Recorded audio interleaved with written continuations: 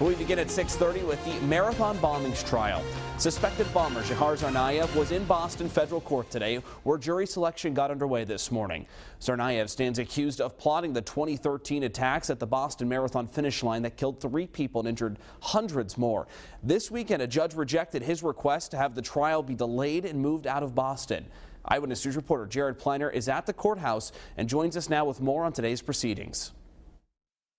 You know, part of what's so interesting about these proceedings is that Massachusetts has no death penalty, but the federal government sure does, and this is a federal case. So the journey began today to find 18 people who could put their views and knowledge aside and simply follow the law.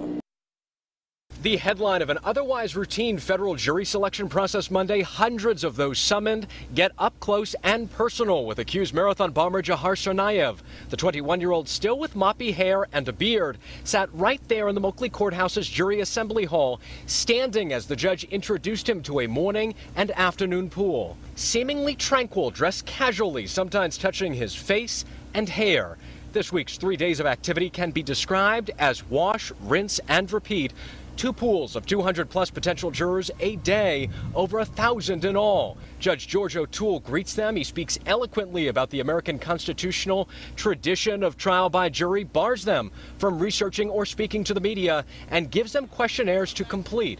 There are roughly 100 questions designed to seek impartiality, like whether those summoned know potential witnesses. Jury selection should take several weeks, with opening statements scheduled for January the 26th.